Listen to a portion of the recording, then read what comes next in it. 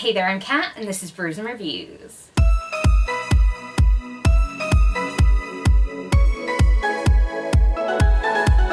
In honor of Halloween, which is when I hope to post this video, but who knows given my editing schedule. In today's video, I'm going to be doing the potions tag, which was created recently by Meyer. I feel like this is such a fun tag, and as soon as I watched this video, I was like, I need to do this. So you should definitely go and check their video out, and I'll leave a link to it in the description so they can sort of explain it. Probably a little bit better than I'm going to. But essentially what this tag is that you create a potion out of books. And I just thought it was a really cool idea and I really wanted to do it, so here we are. So the first prompt is love potion number 9, and it is like the intent or purpose of the potion. So you come up with a book that is the intent or purpose of. Oh, I didn't manage to do that.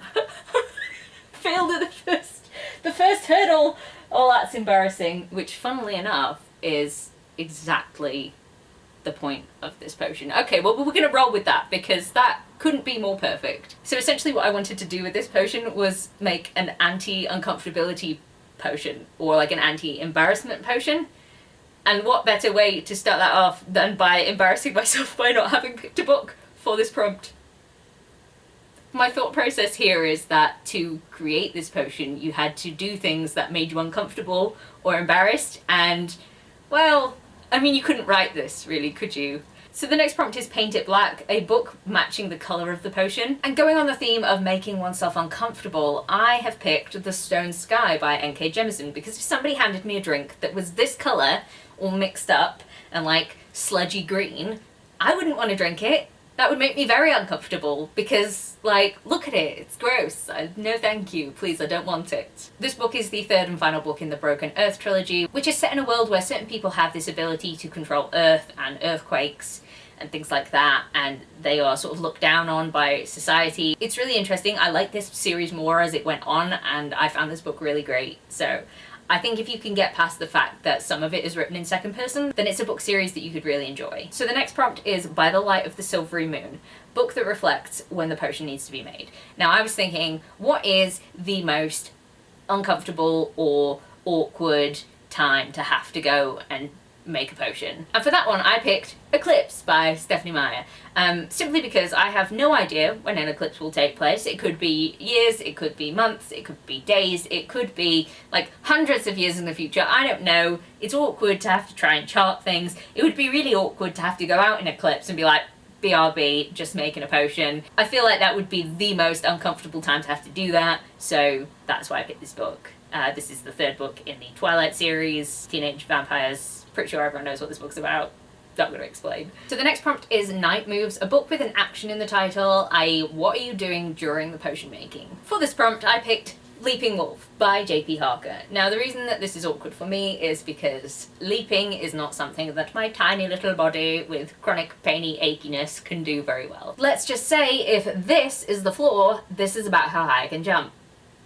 And no, that wasn't scaled down for size. But yes, Leaping Wolf is the second book in the Caledon Saga by J.P. Harker. This is a fantasy series based on Roman Britain with some magic and some really, really cool characters. I'm very excited to reread this one in the near future, and this has my favourite character in. I love him, and yeah, I just think more people should read it, so yeah. And also it would be super awkward to be leaping whilst making a potion in an eclipse. The next prompt is Mix It Up Here in My Little Bowl, a book with the direction in the title. So this is like left, down, up, east, north, west, you know, blah, blah, blah, blah, directions. So for that one I picked the most awkward directional title that I have, and it is East of West, because what direction is that? What direction is east of west? You could spend so long trying to figure it out, and then you'd be like trying to ask people, and you'd be like, sorry, do you know which way is east of west? And then people would look at you like, what? And then you'd be embarrassed. So perfect. I keep putting these books down as if I'm not going to tell you what these books are about. This is a graphic novel series where Death decided to not be a horseman of the apocalypse and had a kid, and it's just really cool, and I think more people should read it because I love this series. Then we have 99 Problems, a book with a number in the title. So for that one I picked Third Degree by James Patterson and Maxine Petro. Now the reason I picked this book is because it is one of the only books that I had with a low number in the title, although I could have picked any book in this series to get any number, but there is something about the number 3 that I find particularly awkward. 1 is fine, 2 is great because it's an even number, and any even number that follows. is also great. 4 is the best number. 5 is fine because it's somehow round even though it's an odd number. But 3, I don't care if you like the number 3, there's something wrong with it. Or so my little neurodivergent brain thinks. Anyway, this book is about, like, police detective investigating arson. I don't really remember. I feel like there was some, like, drug dealers in this. It wasn't a great book, but it does have the number 3 in it, and I'm rolling with it. So next up we have Eye of Newt. Find ingredients in book titles equal to the number from the previous prompt. So it's a good job that I find the number 3 a very awkward and uncomfortable number, because I would hate to have had a bigger number for this prompt. So the first book that I picked to put on this list to make you uncomfortable, make you feel, like, weird, is Reflection by Elizabeth Lim. And the reason that I picked this book up is because the idea is that when you're making this potion, you have to look into the reflection of the sludgy green potion that you're making in the Eclipse for an uncomfortable amount of time. You don't make yourself feel uncomfortable by staring into your own eyes, your own reflection, and that should, you know, do it for the potion. That's the ingredient, is just making eye contact with yourself. Judge yourself. So this book is a Mulan retelling where Mulan has to go into the realms of the dead to, I think, get Shang. I don't really remember, but it was an okay book. I think I'd give it 3 out of 5 stars. It was fine. It didn't quite live up to the fact that I love Mulan, and this was a bit different. So the next ingredient that I want to put in here comes from the title Days of Blood and Starlight by Laini Taylor. So the ingredient that I want to pick is blood, and it's not just any blood that you can collect. What needs to happen is that you need to give yourself a paper cut in, like, a knuckle, like somewhere that's really awkward and you bend a lot, so you're constantly aggravating it. You need a drop of blood from that, and you just have to be, you know, annoyed, uncomfortable, just really pissed off about your paper cut.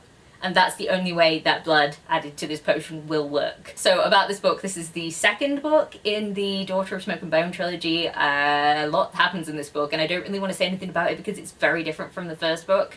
The first book features a girl called Karoo who can walk through magical doorways and collects teeth, and one day the doorways don't open and a mysterious angel-like figure turns up. Like, there's a whole lot of stuff that happens, but that's not the interesting part of the book. It gets interesting, more interesting in this book, promise. And the final ingredient that you need to add to this potion is a disclaimer, because it might not work and you have no faith in yourself, and that is why you are anxious and uncomfortable, because you don't know if it's going to work, and then you've just done all this stupid stuff for no reason. This book by Renee Knight is a thriller that's about a woman who comes back from the beach, I think, with her family, and then she discovers this novel on the side of her bed, but it's about her, and it's, like, really creepy.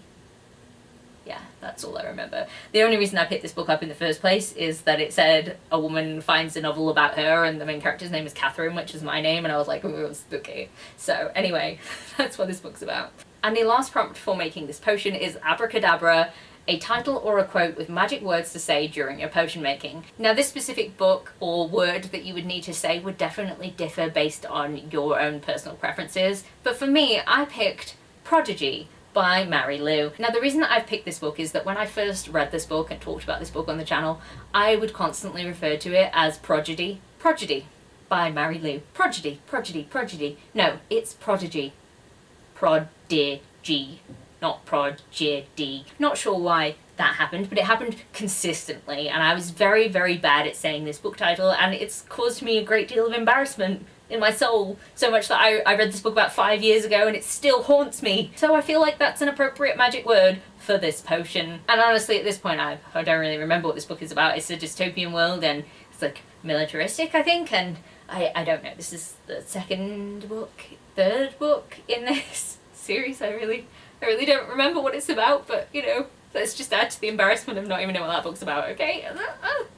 So I feel like I have suitably made myself uncomfortable and embarrassed enough to make this potion. The sludgy green potion in the middle of an eclipse, stirring east to west, whatever direction that is. And of course I'd be leaping around adding my ingredients of a disclaimer because I have lots of self-doubt, awkward paper cut blood, and my own reflection, staring at it, staring at myself, being, like, completely worried and uncomfortable about actually making this thing, and screaming the word prodigy. And hopefully, once I had drunk this potion, it could make me feel less uncomfortable and awkward.